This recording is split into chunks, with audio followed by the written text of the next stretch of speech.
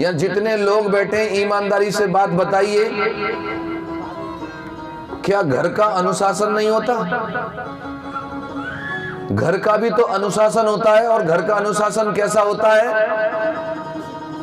घर का अनुशासन ये है कि घर में एक पिता होता है, एक माँ होती है, बच्चे होते हैं। तो किस व्यक्ति को कैसा सम्मान देना है, किस व्यक्ति को कैसे आदर करना है, ये अनुशासन, घर का अनुशासन बताता है।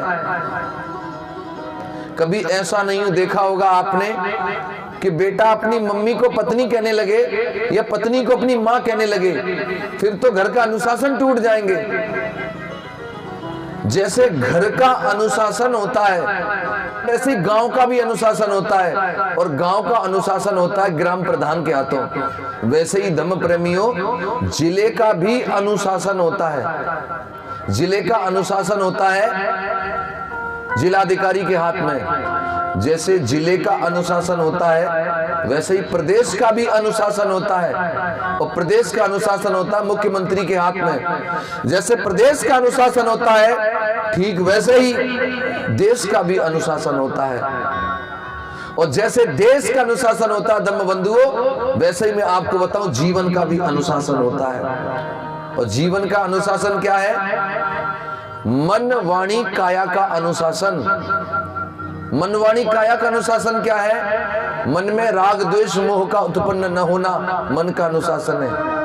वाणी में झूठ चुगली बुराई बकवास का न होना वाणी का अनुशासन है। और काया से व्यभिचार न करना, हत्या न करना, नशा न करना, यह काया का अनुशासन होता है। और यही अनुशासन धम्म है साथियों, इसी को धम्म कहते हैं, और धम्म कोई तीसरी चीज नहीं है। मन वाणी काया के अनुशासन को ही धम्म कहते हैं। और एक एग्जाम्पल से बात बताना चाहूंगा। आप लोगों ने क्या गधे को कभी टिकट लेकर के देखा है? जितने भी लोग यहां बैठे हैं, क्या गधे को आपने कभी टिकट से देखा है? आप लोग सोच रहे होंगे कि गधे को कौन टिकट से देखना चाहेगा, गधा तो कहीं भी घूमता फिरता नजर आ जाएगा।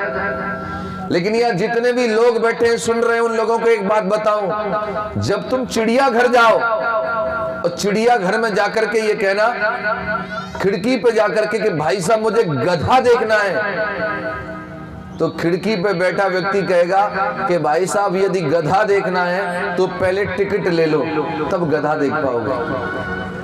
क्या मतलब?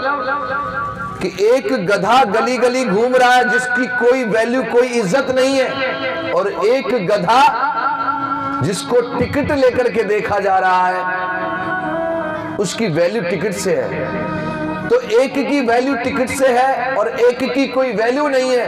कारण थोड़ा सा है कि जिस गधे को टिकट लेकर के देख रहे हैं लोग, वो गधा अनुशासन में है, इसलिए उसकी टिकट से वैल्यू हो रही है, उसको टिकट से देखा जा रहा है। लेकिन जिसका कोई अनुशासन नहीं है वो गधा गली गली घूमता है। ठीक वैसे ही संसार में जो इंसान भगवान बुद्ध के शीलों का पालन करता है, अनुशासन में रहता है, उस इंसान की यश कीर्ति मान सम्मान धन वैभव संसार में बढ़ता ही चला जाता है, बढ़ता ही चला जाता है। लेकिन जो व्यक्ति अनुशासन में नहीं रहता वह व्यक्ति कभी जीवन में सम्मान नहीं पाता।